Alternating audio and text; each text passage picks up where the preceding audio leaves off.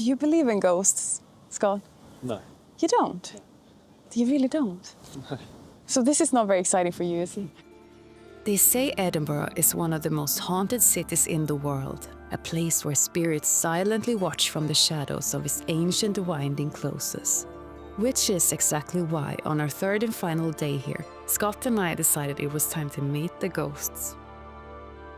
Hi, I'm Hanna. Welcome to Ep.7 of our Scotland van trip and our final day exploring Edinburgh. This time, it's all about diving into the city's darker, more mysterious side. We'll be visiting the infamous Greyfriars Kirkyard, exploring the eerie underground vaults, and check out some very peculiar haunted pubs. Come along if you dare.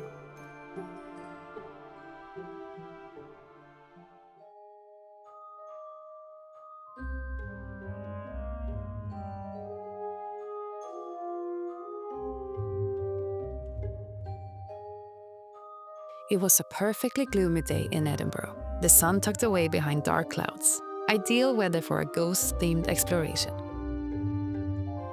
I've always been fascinated by ghosts and all things haunted. So when I heard Edinburgh might be one of the most haunted cities in the world, naturally I knew I had to dedicate a full day exploring its spooky side. And where better to begin than a graveyard? Scott and I are standing outside of Greyfriars Kirkyard, possibly one of the most haunted cemeteries in the world, and we're going in.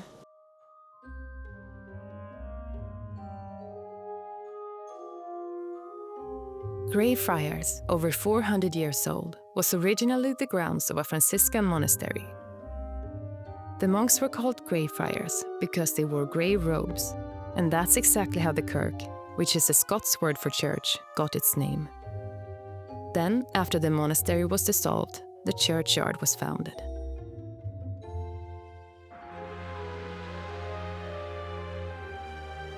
The Greyfriars was amazing to explore.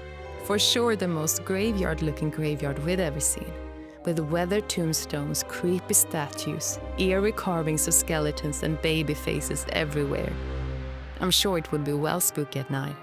In the bright daylight, though, and with so many visitors around, it didn't quite have that immediate haunting atmosphere. Still, the fascinating stories I'd heard about it made me firmly believe this place is indeed haunted. So this graveyard is said to be haunted by a ghost named the Mackenzie poltergeist. I heard that all the other spirits here are so afraid of him that they just stay in their graves, and he is the only ghost and spirit to wander about. There's been a lot of stories of people having bruises and scratches and being pushed and felt just like really weird, uncanny energy in this graveyard. They blame it all on the Mackenzie poltergeist. So, to give you some backstory here. Sir George Mackenzie was a powerful lawyer in the 17th century, also known as Bloody Mackenzie. He earned that name through his ruthless persecution of a religious group called the Covenanters. After a battle in 1679, he was responsible for locking up hundreds of them right here in Greyfriars Kirkyard, in an open-air section that became their prison. The conditions were horrific and many perished from exposure and starvation.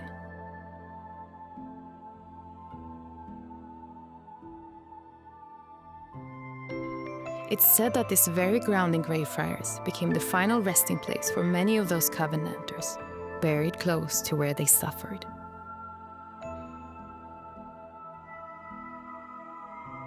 In a grim twist of fate, Mackenzie's own grand tomb, the Black Mausoleum, now stands chillingly near where his victims endured so much. It's perhaps no wonder his restless spirit is often blamed for these intense hauntings happening here. Do you believe in ghosts, Scott? No. You don't? You really don't? No. So this is not very exciting for you, is it? No, it is. Well, I've always believed in ghosts, ever since I was a kid. I think for me, it was that a comfort that the soul lives on, that we don't just die and disappear. although I don't think maybe I would want to be a ghost forever, sort of tied to a graveyard. That is not the afterlife that I would want for myself. But my beliefs in ghosts that goes back all to my childhood, I think was my sort of longing for that confirmation that we do live on. It's not just all dark after we die, we just pass on. And I still believe that.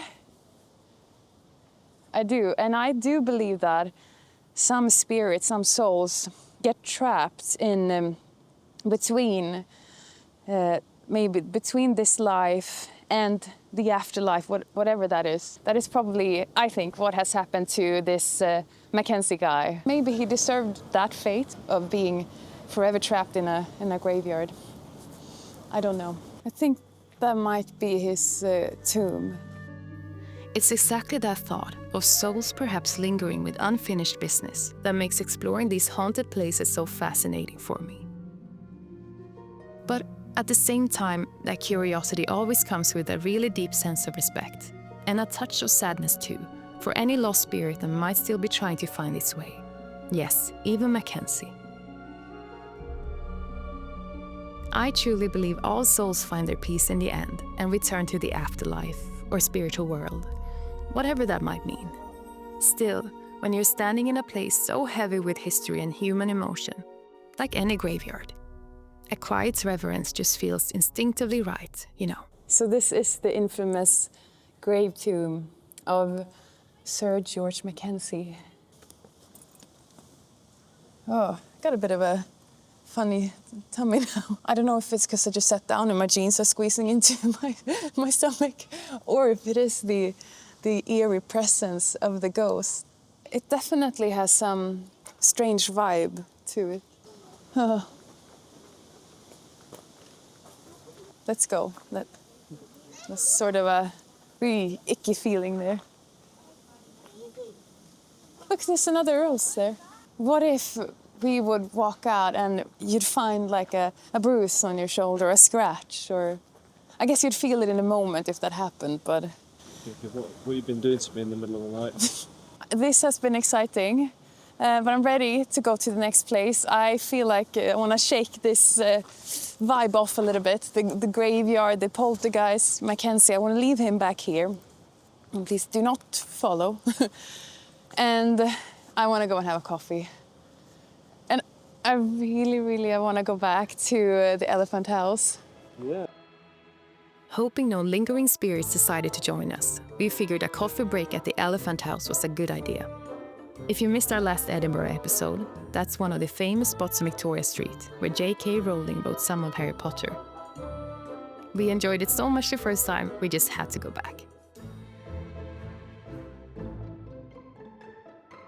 I was thrilled, but poor Scott looked like he was about to fall asleep in his coffee cup. That is one tired traveler. Yeah, we've had a few busy days. This is our last day in Edinburgh. We have lots on the schedule. Tomorrow, Scott will get to rest. Our next quest was a ghost tour in one of Edinburgh's infamous underground vaults. By the time we headed out, Scott was awake and the sun had broken through the clouds. Lovely, any other day. But I was kind of wishing that gloomy, haunting weather would last a bit longer. Oh well, at least it was guaranteed to be dark down in the vaults. Is that where we're going? To the vaults? Underground, in the dark. We'll do a sound check and then get started. I was doing, I'm committed to, it's my first summer in spring. Then I'm glad. The tour began above ground, but then our cloaked guide led us down deep into the earth beneath Edinburgh. Oh, hello. Been sitting here for a while, have you? We were now deep inside the Blair Street Underground Vaults. These stone chambers were created in the late 1700s, originally meant for workshops and storage, but they quickly became damp and run down, and for many years these dark hidden spaces became a bleak home for Edinburgh's poorest. Life down there was full of hardship and despair, and is what many believe to be the source of its hauntings. You may not believe in looks, but you cannot deny what happened down here. I want you to think about what kind of disease, death, and sorrow those walls have witnessed. They're absorbed. And this is exactly where you are pushed in. The lid is sealed. You feel that box being lifted and thrown. It drifts for a little bit before it cracks and starts sinking. He went all the way upstairs, approached the cradle, grabbed the boy, and then... silence. The tour guide was an amazing storyteller, delivering her tales with an intensity that had the entire group on edge. She shared one about a woman in black, a spirit people say is still very active down there. Apparently, this spirit tends to interact only with women, especially mothers.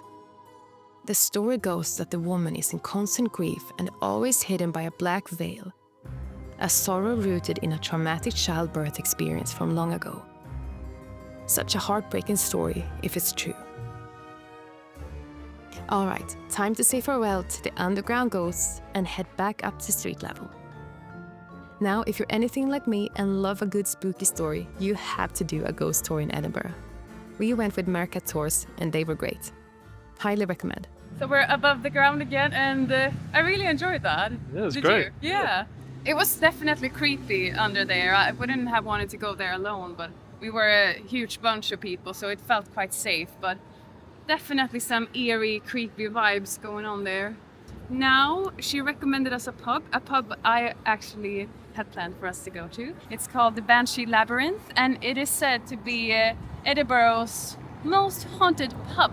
We're going to all the most haunted places today, Scott. Yep.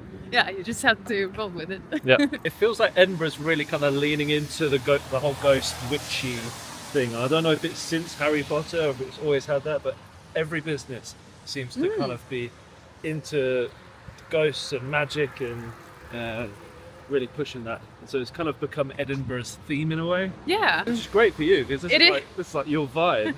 It Yeah. feels like every corner you turn there's something exciting to see. Yeah. And there's something kind of ghost related or historical. Let's see, Scott, if the next corner lives up to that. And it certainly has the potential, because we're about to visit what's apparently Scotland's most haunted pub, the Banshee Labyrinth. I've heard it's a place with too many reported paranormal activities to even count. Perfect.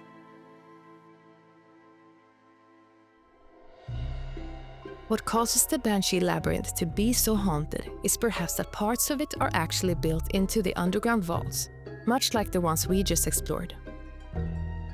The pub's name itself comes from one of its most chilling tales. The story goes that, during renovations, workmen breaking into a sealed-off vault were met with a terrifying, hair-raising scream. Soon after, one of them learned that a relative had died. A classic tale of the Banshee, a spirit from Gaelic lore whose wail foretells a death in the family. Come with me to the chamber. Is this like a nightclub? I don't know. Many awful, horrific things has happened down here. Come. Oh yeah, that sold it. Definitely gonna come now. The pub really lived up to its labyrinth name. We genuinely almost didn't find our way out. I'm a bit lost at the moment. Is this way? It's a gig room. Now, besides the Banshee, another famous story here is about the Watcher. This is supposedly a shadowy figure seen lurking in the darker vault-like sections of the pub. People say you might suddenly feel an odd presence, a sense of someone watching you. How do we get out? I don't know, but I think it's While we might not have encountered any spirits, Scott and I both agreed there was an eerie vibe to the place. Had we stayed longer, I'd bet we'd experienced something out of the ordinary. But we were getting hungry, and both Scott and I know for a fact that a hungry Hanna is also a scary thing. Frankenstein muscle. So, from one spooky place to another, next up was pizza at the Frankenstein pub. And wow, there was no mistake in the theme there.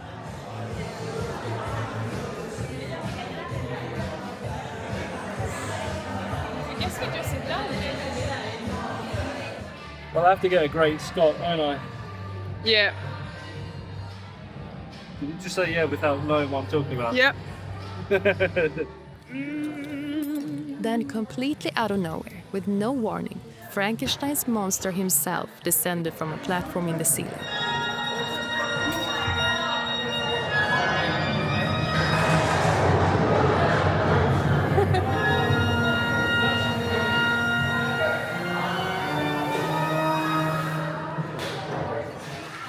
It was so bizarre and unexpected, and I loved it.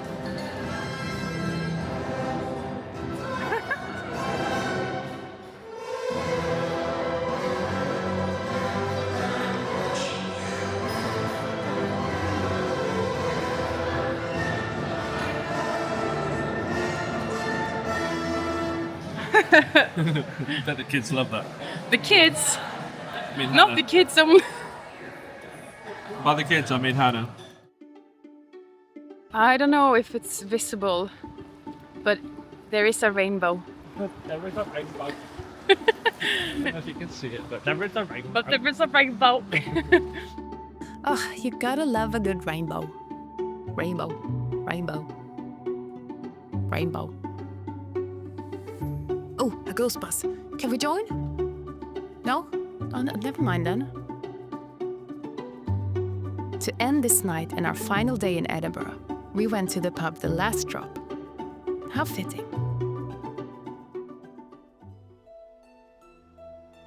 The Last Drop sits right in Edinburgh's historic grass market, an old marketplace with a dark past.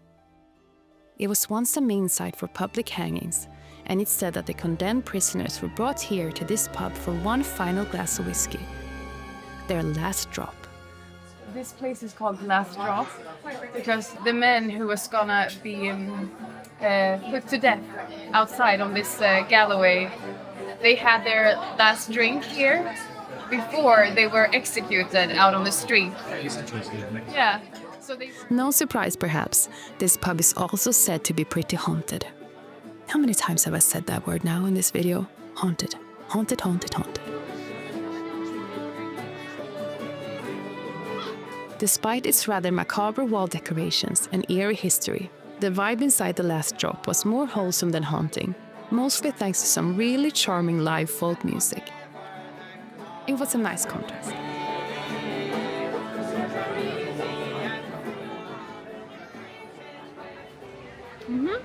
We had a drink at The Last Drop, another haunted pub, apparently. And I think we're gonna head back to the graveyard for one final look now when it's nighttime. Although it is summer, so it's not very dark.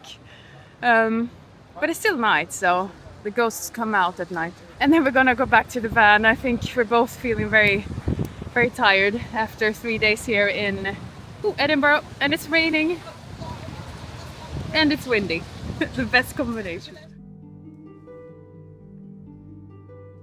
Back again at the graveyard, and now almost empty with people, we wondered if the ghosts might be more inclined to show themselves. But honestly, the most haunting thing wasn't any spirit. It was the sudden dramatic turn in the weather. Ooh. Oh my! Look at that! This is what you get for... I guess I'd asked for it, wishing for moodier skies all day. Be careful what you wish for, kids. We thought we would sort of get a quiet time now for ourselves with the ghosts, but the weather wanted differently. Oh my god, it's been great. It's been very stable weather until we stepped our foot into this graveyard tonight. And now, like, Mother Nature has gone wild. Do you think this is a sign that we should just head back? We shouldn't be here at night? Quite possibly. Quite possibly. Our camera is getting wet. We are getting wet. We are tired. And I think this is the end of our ghost day. Should we go back to the van? Yes. Let's get out of here. Yay! Yay! Scott and I took it as a message that it was finally time to retreat to Wally. It was almost as if the graveyard was saying, "You're not welcome back." I blame Bloody Mackenzie.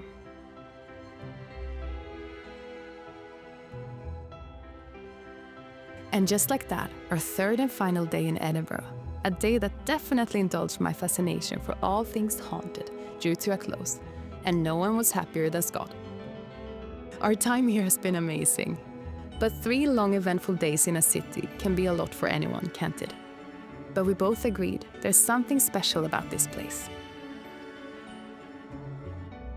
There's a certain kind of magic here, isn't there? For me, it's the allure of its rich history, both the bright spots and its darker chapters. You feel it in the beautiful Gothic architecture that pulls you back in time, and you sense it in the very names of its famous places. The Royal Mile, Greyfriars Kirkyard, the haunting underground vaults.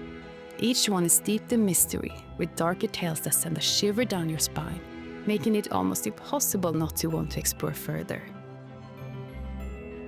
I've always been drawn to the contrast between light and shadow, to the mysteries of the unseen. Edinburgh for me embodies that perfectly. It feels like a mystical puzzle I can't quite solve, and it's that very enigma that ignites a fire of curiosity within me. And then, of course, there's the incredible energy of its vibrant streets, just pulsating with life. From the music of the street performers to the buzz of the crowds, the pubs and the shops. It just feels so alive. It's funny, isn't it? Scott and I initially set out in the van to escape city life, searching for peace in the wild, something especially I was craving. Yet it was through our time here in Edinburgh, exploring its beauty, its history, its magic, and yes, even its shadowed corners, that I discovered a different kind of peace, a different kind of aliveness. This city didn't just charm me, I felt like it truly understood a part of me, a part I've often hidden, confirming what I started to feel earlier in our visit, that I genuinely found my soulmate city. It's a place that awakens something deep within me, making me feel more alive, more myself than I have in a long time. I know we've only scratched the surface though. We've just wandered the very heart of the city, and there's so much more of Edinburgh to discover, but that's an adventure for another time. Edinburgh clearly left such a profound mark on me, and I'm so curious. If you've been, what made it truly special for you? Or if it didn't quite capture your heart, which is of course okay, I'd love to hear why. Share your thoughts in the comments below. And with this little love letter, it's time to say goodbye to Edinburgh, for now. Time to turn Wally south again, as we begin to wrap up our incredible Scotland adventure. But we still have a little bit more of this journey to share with you. So stay tuned for our final Scotland episode, where we'll take you on one last challenging but oh so meaningful hike. Why do people do this? It's hard, right? No, I get it. It's a really beautiful thing to do. Hiking for someone, it's quite special. We'll share some more van life moments and reflect on this entire unforgettable trip. If you enjoyed our ghostly Edinburgh adventures, please remember to give this video a like, subscribe for more and all that good stuff. Oh, and if you like my artwork, you might want to check out my website, hanna-nygren.com, to see more. Thank you so much for watching. Until next time, stay enchanted.